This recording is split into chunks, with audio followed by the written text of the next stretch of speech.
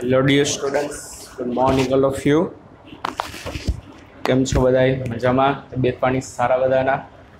ચાલો આજના લેક્ચરની શરૂઆત કરીએ. લાસ્ટ ટાઈમ આપણે કુલમનો નિયમ જોયો તો સદિશ સ્વરૂપમાં. ચાલો આગળ.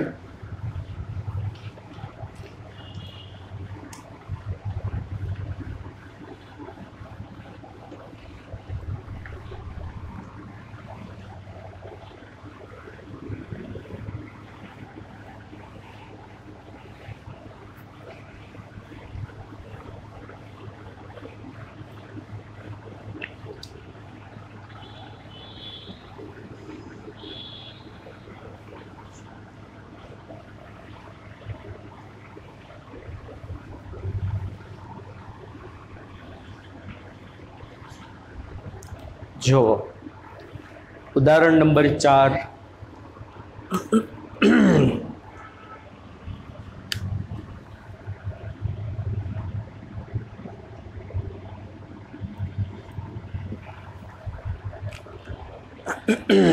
ચાર વસ્તુ પૂછેલી છે ઉદાહરણ 4 માં. બે બિંદુવત વિદ્યુત ભારો વચ્ચેના, થોડીક રકમ લાંબી છે, બાકી છે કાંઈ નહીં. સ્થિત વિદ્યુત બળ માટે કુલમનો નિયમ અને બે સ્થિર બિંદુવત દળ વચ્ચે ગુરુત્વ બળ માટે ન્યૂટનનો નિયમ એ બંનેનો આધાર વિદ્યુત ભાર ઓબ્લિક દળો વચ્ચેના અંતરના વ્યસ્ત વર્ગ ઉપર આધાર રાખે છે. એ તો આપણે વાત કરેલી જ છે. બે વિદ્યુત ભારો એકબીજાથી આર અંતરે મૂક્યા હોય તો એના વચ્ચે લાગતું વિદ્યુત બળ અંતરના વર્ગના વ્યસ્ત પ્રમાણમાં. બે દળ હોય M1 અને M2 એકબીજાથી આર અંતરે હશે તો ગુરુત્વાકર્ષી બળ F બરાબર G M1 M2 upon R² અંતરના વર્ગના વ્યસ્ત પ્રમાણમાં. ચાલો પહેલું, ઇલેક્ટ્રોન અને પ્રોટોન અને એ વસ્તુ છે એમાં બે પૂછ્યું છે. ઇલેક્ટ્રોન અને પ્રોટોન અને બે પ્રોટોન વચ્ચે લાગતા આ બળના માનના ગુણોત્તર પરથી તેની પ્રબળતાની સરખામણી કરો. એટલે શું કહેવા માગે છે?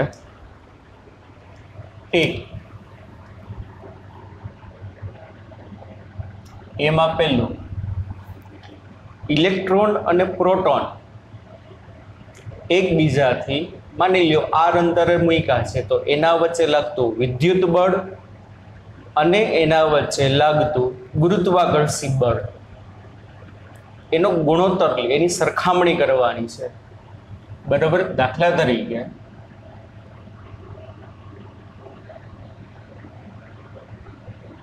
આ છે ઇલેક્ટ્રોન, આ છે પ્રોટોન. બે વચ્ચેનું અંતર આર જેટલું છે. સમજાય છે? તો આ બે વચ્ચે લાગતું વિદ્યુત બળ અને ગુરુત્વાકર્ષી બળનો ગુણોત્તર. કોકે સર વિદ્યુત બળ લાગી તો અમે સમજી જા એના વિદ્યુત ભારને કારણે ગુરુત્વાકર્ષી બળ લાગે. આ બાળકો ગુરુત્વાકર્ષી બળ લાગે. કેમ ગુરુત્વાકર્ષી બળ લાગશે? કારણ કે બેયને પોતાનું દળ તો કંઈક છે જ. ઇલેક્ટ્રોનનું દળ 9.1 ગુણ્યા 10⁻31 kg. આનું કંઈક દળ હશે, આનું કંઈક દળ હશે MP, mass of proton, mass of electron. તો આપણે લખી શકીએ આર અંતરે રહેલા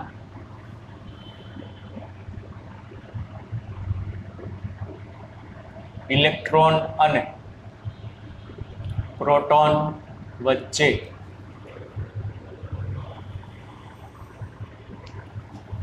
લાગતા વિદ્યુત બળ વચ્ચે લાગતું વિદ્યુત બળ F બરાબર Fe electrical force K Q1 Q2 by R² એટલે 1/4 પાઈ એપ્સાઇલોન 0. ઇલેક્ટ્રોનનો ચાર્જ -E એટલે માઇનસ આગળ મૂક્યું, પ્રોટોનનો ચાર્જ +E છેદમાં આર સ્ક્વેર. માઇનસ નિશાની શું દર્શાવે? આકર્ષણ. બે વચ્ચે આકર્ષી પ્રકારનું બળ હશે. ઈ square upon 4 pi epsilon 0 R square. બરાબર. આર અંતરે રહેલ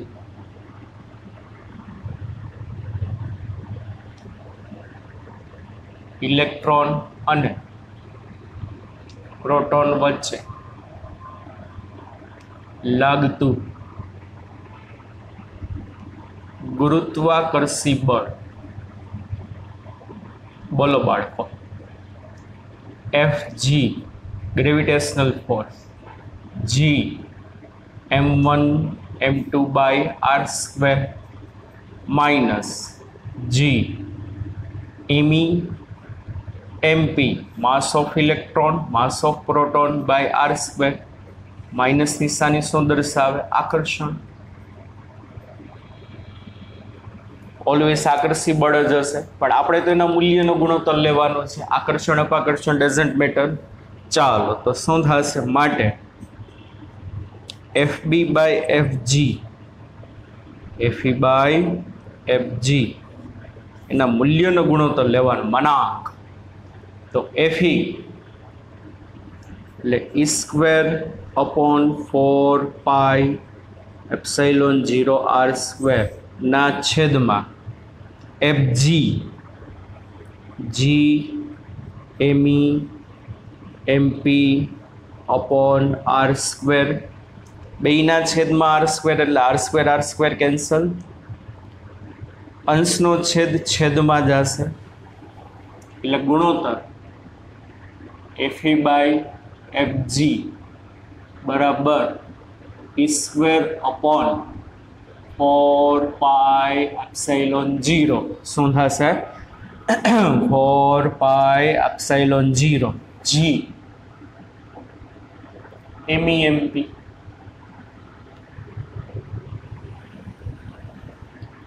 તમે બે રીતે લખી શકો ને. 1/4 પાઈ એપ્સાઇલોન 0 એટલે સ્મોલ કે, એટલે small K E square upon capital G ME MP. બસ વેલ્યુ મૂકો બધી. એટલે FE બાય FG બરાબર 9 ગુણ્યા 10⁹ 1.6 ગુણ્યા 10⁻⁹ ઇલેક્ટ્રોન અને પ્રોટોન બેયના વિદ્યુતભારના મૂલ્ય સમાન. બરાબર. છેદમાં કેપિટલ G 6.67 ગુણ્યા 10⁻11 ME mass of electron 9.1 into 10⁻31 kg. આ યાદ રાખજો. 9.1 ગુણ્યા 10⁻31 kg. MP mass of proton 1.67. શું આવશે બાળકો? 1.67 ગુણ્યા 10⁻27 kg. કેટલું આવશે? 1.67 ગુણ્યા 10⁻27 kg. આનું બચ્ચા પાર્ટી તમે સાદુરૂપ આપો તો FE બાય FG આ જે ગુણોત્તર આવશે 2.4 ગુણ્યા 10⁻39. આના ઉપરથી તમે એમ કહી શકો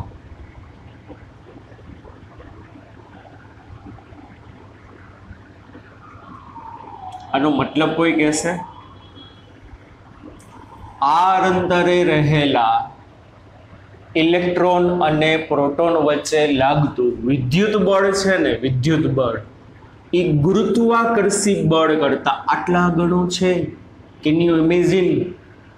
આર અંતરે રહેલા ઇલેક્ટ્રોન અને પ્રોટોન વચ્ચે લાગતું ઇલેક્ટ્રિકલ ફોર્સ ગ્રેવિટેશનલ ફોર્સ કરતા 10⁻39 ટાઈમ્સ છે. આટલા ગણું છે. આનો મતલબ કે ભાઈ ગુરુત્વાકર્ષી બળ જે છે વિદ્યુત બળની સરખામણીમાં નિર્બળ કહેવાશે.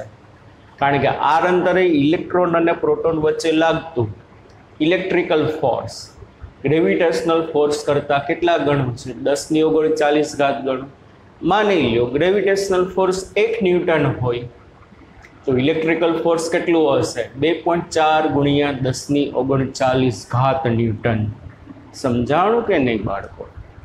આમાંનામાં શું કીધું?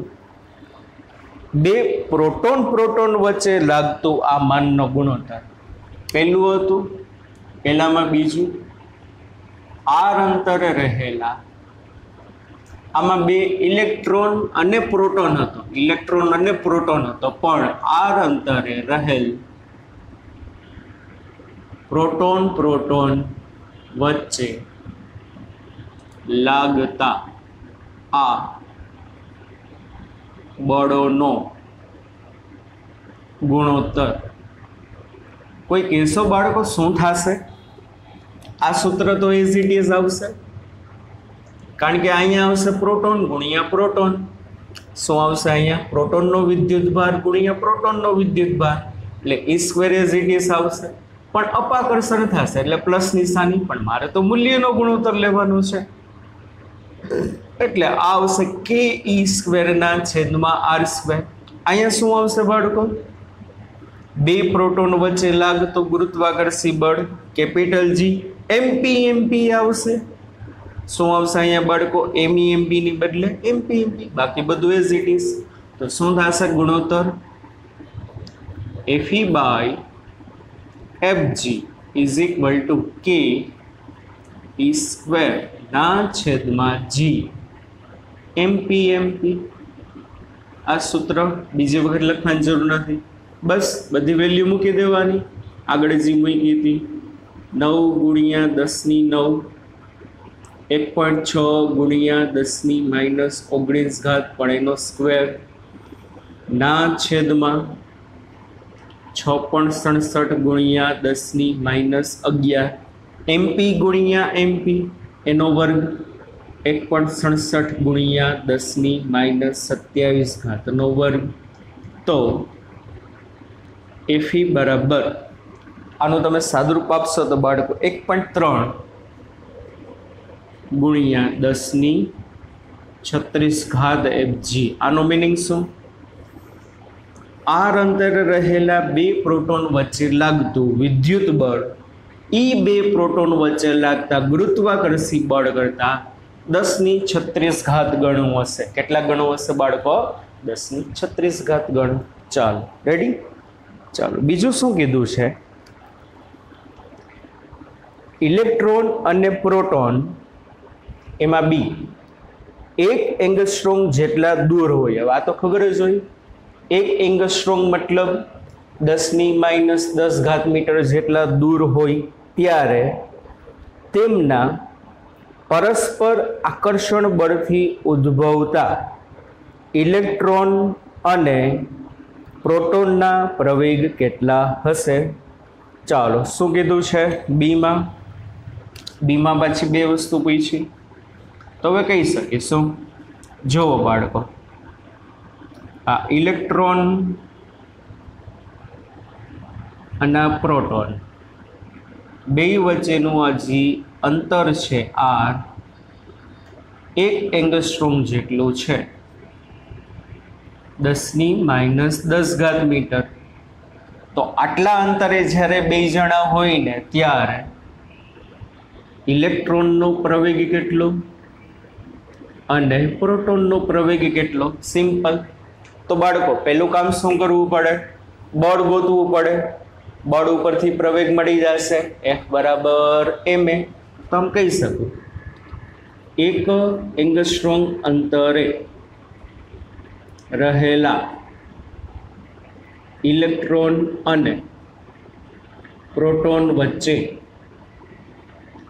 લાગતું, ઇલેક્ટ્રોન અને પ્રોટોન વચ્ચે લાગતું વિદ્યુત બળ, ઇલેક્ટ્રોન અને પ્રોટોન વચ્ચે લાગતું વિદ્યુત બળ F બરાબર કે E સ્ક્વેર ના છેદમાં R સ્ક્વેર. સિમ્પલ.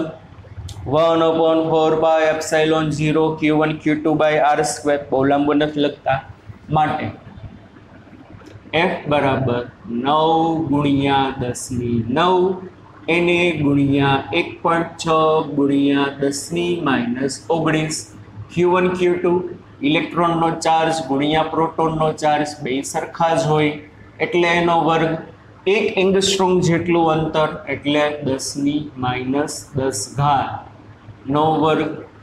આ જે વિદ્યુત બળ આવશે ને બાળકો એ આવશે તમારે 2.3 ગુણ્યા 10⁻8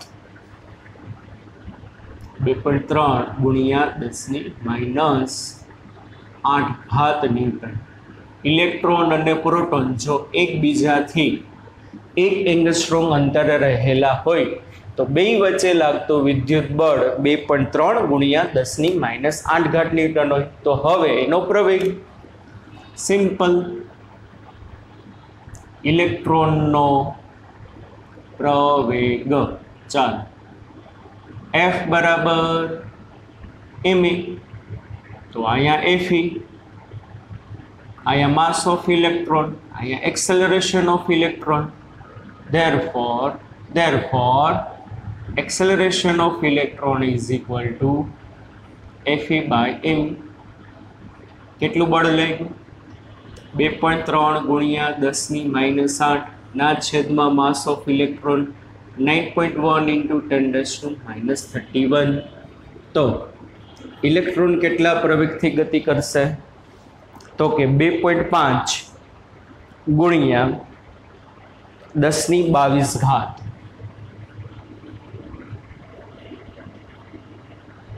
મીટર પર સેકન્ડ સ્ક્વેર. આ ઇલેક્ટ્રોનનો પ્રવેગ મળ્યો. વિદ્યુત બળને કારણે ઇલેક્ટ્રોન આટલા પ્રવેગથી ગતિ કરે. પ્રોટોનનો પ્રવેગ હવે આવડવું જોઈએ બાળકો. એપી એક્સેલરેશન ઓફ પ્રોટોન બરાબર electrical force upon mass of proton. Electrical force 2.3 ગુણ્યા 10⁻8, માસ ઓફ પ્રોટોન 1.67 ગુણ્યા 10⁻27. therefore AP acceleration of proton 1.4 ગુણ્યા 10⁻19 મીટર પર સેકન્ડ સ્ક્વેર. એક વસ્તુ જોઈ બચ્ચા પાર્ટી, શું જોવાનું છે આમાં? અહીં AE is greater than AP છે. બંને જણા એકબીજા ઉપર સરખું બળ લગાડે છે, તેમ છતાં ઇલેક્ટ્રોનનો પ્રવેગ વધુ આવ્યો, પ્રોટોનનો પ્રવેગ ઓછો આવ્યો. ઇલેક્ટ્રોન વડે પ્રોટોન ઉપર, પ્રોટોન વડે ઇલેક્ટ્રોન ઉપર લાગતું ઇલેક્ટ્રિકલ ફોર્સ સરખું છે, 2.3 ગુણ્યા 10⁻8 ન્યૂટન. તેમ છતાં એક્સેલરેશન ઓફ પ્રોટોન આવ્યું 10⁻22, એક્સેલરેશન ઓફ પ્રોટોન આવ્યું 10⁻19. વાય?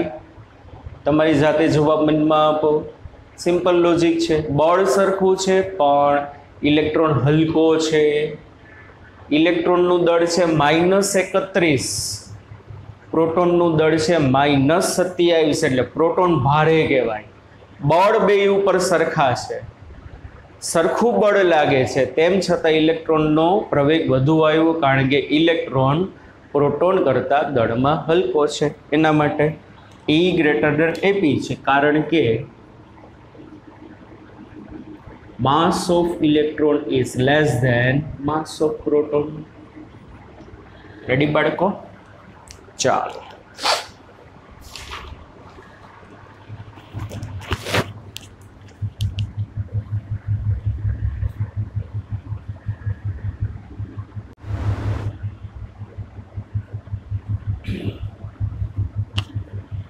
આગળ ઉદાહરણ નંબર 5.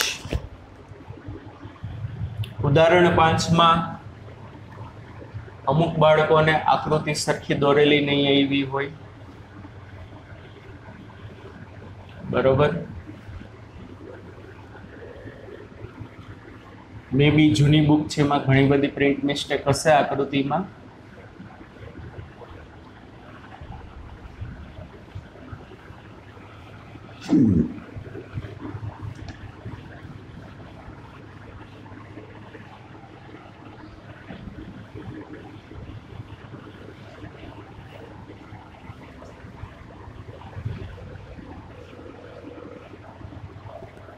ચાલો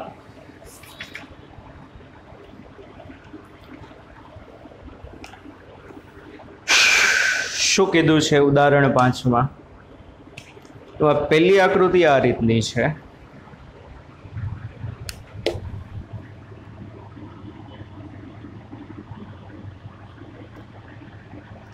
એક આધાર ઉપર એક નાયલોનનો દોરો છે. એ નાયલોનના દોરે ગોળો ટીંગાડેલો છે એક, અને એક બીજો ગોળો છે બી. એ આપણે એક અવાહક હેન્ડલ વડે એને આપણે પકડેલો છે. દાખલા તરીકે એ ગોળા ઉપર વિદ્યુતભાર Q1 છે, બી ગોળા ઉપર વિદ્યુતભાર Q2 છે, અને બે વચ્ચેનું અંતર R1 બરાબર 10 સેન્ટીમીટર છે. રેડી? પેલી આકૃતિ મુજબ. ચાલો શું કીધું? ધાતુના વિદ્યુત ભારિત ગોળા એ ને નાયલોનની દોરી વડે લટકાવેલ છે. આકૃતિમાં દર્શાવ્યા મુજબ અવાહક હેન્ડલ વડે પકડેલો બીજો વિદ્યુત ભારિત ગોળો બી એની નજીક એવી રીતે લાવવામાં આવે છે કે જેથી તેમના કેન્દ્રો વચ્ચેનું અંતર 10 સેન્ટીમીટર છે. બરોબર? આનાથી થતું એનું અપાકર્ષણ નોંધવામાં આવે છે. ચાલો, એટલે શું થશે?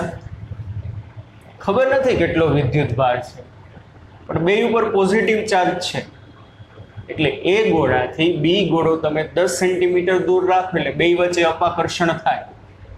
બરોબર? સમજાય છે? આ ગોળો અહીંયા ટીંગાતો હતો આમ, હવે એ ગોળો તમે એની નજીક લઈ આવશો એટલે અપાકર્ષણ થાય એટલે આમ દૂર જશે. લોલકની જેમ આ શું થશે? બચ્ચા પાર્ટી દૂર જશે. તો કોઈ કહેશો કેટલું અપાકર્ષણ બળ લાગશે? અત્યારે જસ્ટ આપણે એમને એમ રાખી આકૃતિમાં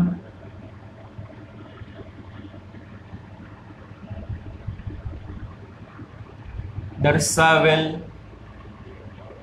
તંત્રનું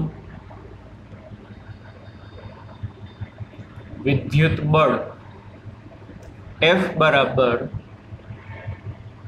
K Q1 Q2 by R². હું અત્યારે કિંમત નથી મૂકતો. કિંમતમાં મૂકવા માટે ખાલી બે જ વસ્તુ મારા આગળ જાણીતી છે. Q1 Q2 તો મને ખબર નથી.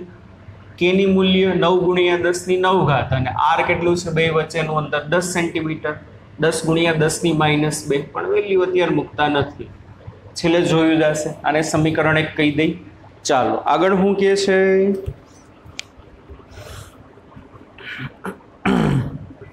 એટલે શું કરે ખબર છે? આનું સ્થાનાંતર કેટલું થાય છે જાણવા માટે શું કરે ખબર છે? આ ગોળો પહેલા આમ લટકાતો હતો, પાછળ પડદો મૂકેલો હોય, અહીંથી ટોર્ચ લાઇટ ફેંકે, ટોર્ચ લાઇટ ફેંકે એટલે ગોળાનું પ્રતિબિંબ પાછળ પડદા ઉપર મળતું હશે. હવે બી ગોળો તમે આની નજીક લઈ આવો એટલે આમાં દૂર જશે, એટલે અહીંથી ટોર્ચ લાઇટ ફેંકે એટલે આ આમ દૂર જશે, એટલે પ્રતિબિંબ અહીંથી આમ દૂર જશે. એટલે અહીંયા એંગલ માપી લે કે ભાઈ કેટલું છે. બરાબર? એ ખાલી એમાં વર્ણન કરેલું, બીજું કંઈ જરૂરી છે નહીં. ચાલો આગળ શું કીધું? એ અને બી ગોળાને અનુક્રમે સી અને ડી વિદ્યુતભાર રહિત એના નીચે અંડરલાઈન કરવાનું છે.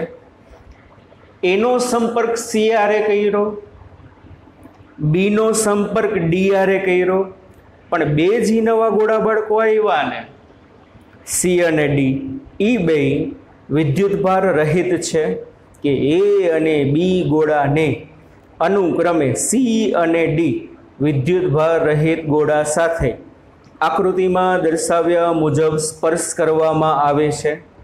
હવે સી અને ડીને દૂર કરીને બીને એની નજીક લાવતા તેમના કેન્દ્રો વચ્ચેનું અંતર 5 સેન્ટીમીટર થાય છે તેમ લાવવામાં આવે છે. તો કુલમના નિયમના આધારે એનું અપાકર્ષણ બળ કેટલું થશે? એ અને સી ગોળાઓ તથા બી અને ડી ગોળાઓના પરિમાણ કેવા છે? સમાન છે. અને બીજું શું કીધું? એ અને બીના કેન્દ્રો વચ્ચેના અંતરની સરખામણીમાં તેના પરિમાણ અવગણો. બહુ લાંબુ છે. જો શું કર્યું? એનો કોન્ટેક્ટ CRA કર્યો, બી નો કોન્ટેક્ટ DRA કર્યો. આ એ ગોળો છે, એના ઉપર Q1 જેટલો ચાર્જ હતો, બી ગોળો છે એના ઉપર Q2 જેટલો ચાર્જ હતો, એનો સંપર્ક CRA કરે છે, બરોબર. એ ગોળાનો સંપર્ક CRA અને બી ગોળાનો સંપર્ક કોના આરે? DRA. પણ એક વસ્તુ કીધી, એ આરે જે સંપર્કમાં ગોળો આવ્યો ને C, એ બેયના પરિમાણ સમાન છે. બી આરે જે ગોળો સંપર્કમાં આવ્યો ને D, બેયના પરિમાણ સમાન છે. A અને C નું પરિમાણ સમાન, A અને C ના પરિમાણ સમાન, અને આમાં બી અને ડી ના પરિમાણ સમાન. આના ઉપર કેટલો ચાર્જ હતો? Q1. આના ઉપર કેટલો ચાર્જ હતો? Q2. આના ઉપર ચાર્જ કેટલો છે? 0. આના ઉપર એ ચાર્જ કેટલો છે? 0. તો શું થશે બાળકો? હવે આવડવું છે, આની પહેલાં કરાવી દીધું છે. એનો સંપર્ક તમે CRA કરશો, બેયના પરિમાણ સરખા છે એટલે એ એનો અડધો વિદ્યુતભાર C ને આપી દે, અને બી એનો અડધો વિદ્યુતભાર કોને આપી દે? D. એટલે શું થશે? એ ઉપર ચાર્જ અડધો થઈ જશે, બી ઉપર એ ચાર્જ કેવો થઈ જશે? અડધો થઈ જશે. તો અડધો ચાર્જ કોના ઉપર આવી જશે? અહીંયા C ઉપર. આનો અડધો ચાર્જ અહીંયા કોના ઉપર આવી જશે? D ઉપર. સમજાય છે કે નહીં? A અને C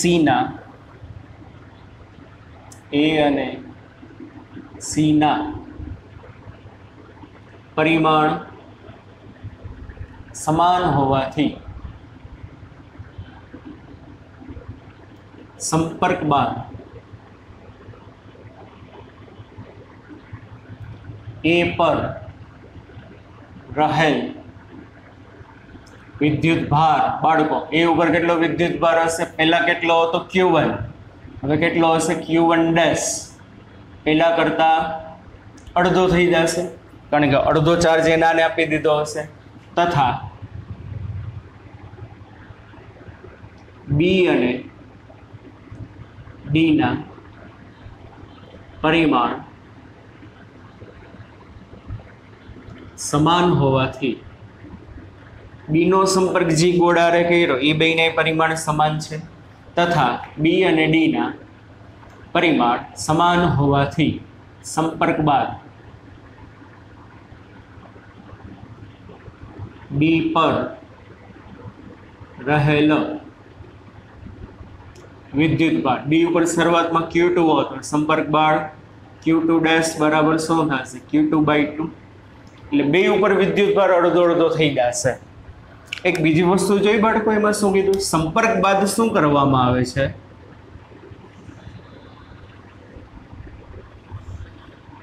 કે આના ઉપર ચાર્જ Q1 ડેશ બરાબર Q1/2 A ઉપર, બી ઉપર ચાર્જ Q2 ડેશ બરાબર Q2/2. એક બીજી વસ્તુ કીધી રકમમાં, તમે જો વાંચ્યું હોય ને તો સરખું, સંપર્ક પછી બે વચ્ચેનું અંતર ઘટાડી દેવામાં આવે છે. પેલા બે વચ્ચેનું અંતર 10 સેન્ટીમીટર હતું. આફ્ટર કોન્ટેક્ટ બે વચ્ચેનું અંતર 5 સેન્ટીમીટર કરી નાખવામાં આવે છે. કેટલું કરી નાખવામાં આવે છે? 5 સેન્ટીમીટર. તો આ નવું અંતર શું કહેવાય? શરૂઆતમાં જેટલું હતું R1, એના કરતાં કેવું થશે? અડધું થશે. અડધું થશે. તો R2 બરાબર શું થશે? R1/2. પહેલા કરતાં અંતર અડધું. તો હવે આ નવી પોઝિશનમાં કેટલું બળ લાગે એ તમારે ગોતીને કહેવાનું છે કે રકમ ના સમજાણી. પહેલા આના ઉપર Q1, આના ઉપર Q2 બે વચ્ચેનું અંતર 10, ત્યારે આટલું બળ લાગ્યું. એનો કોન્ટેક્ટ CRA કરાવ્યો, પણ વિદ્યુતભાર રહિત ગોળો હતો એટલે આ એનો અડધો વિદ્યુતભાર આને આપી દે. બીનો DRA કરાવ્યો, આ વિદ્યુતભાર હતો, આ અડધો એનાને આપી દે, કારણ કે આના પરિમાણ સમાન, આનું પરિમાણ સમાન. હવે એટલે બે ઉપર વિદ્યુતભાર અડધો અડધો થઈ ગયો. અને બે વચ્ચેનો અંતર પેલા 10 હતો એને બદલે 5 કરી નાખ્યું તો હવે નવું બળ કેટલું ચાલો સંપર્ક બાદ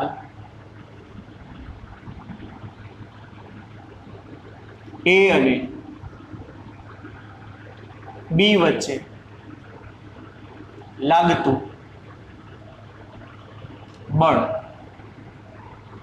F ડેશ બરાબર K Q1 dash Q2 dash છેદમાં R2 ચાલો કે Q1 ડેશ એટલે Q1/2 Q2 ડેશ એટલે Q2/2 છેદમાં R2 અંતર બોલો R2 અંતર પહેલા જેટલું હતું એના કરતા અડધું પહેલા જે અંતર હતું આને R1 કહી દઉં અને R ડેશ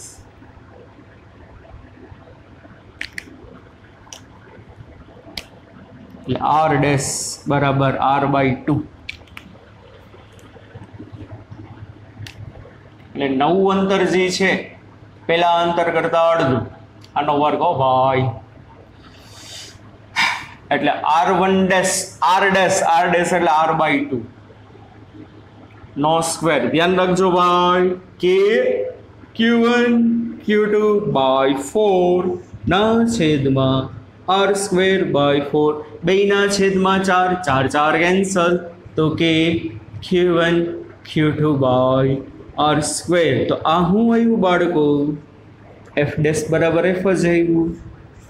અલે તો આના ઉપરથી એક બાળકો નોંધ અગત્યની. શું નોંધ અગત્યની?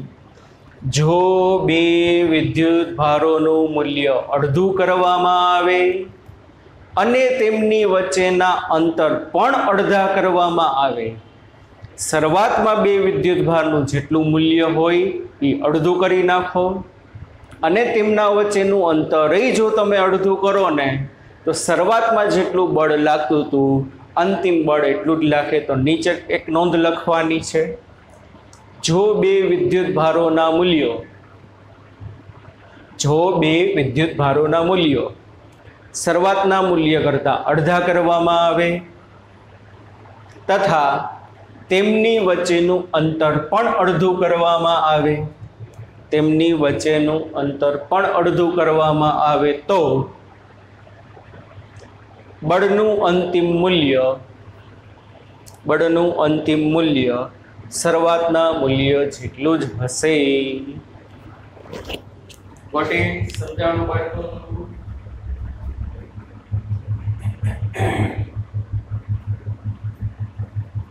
ઠીક, ચાલો આટલું રાખીએ આજના લેક્ચરમાં. બાકી નેક્સ્ટ લેક્ચરમાં જોશું. ત્યાં સુધી bye bye, take care, C you, ધ્યાન રાખજો.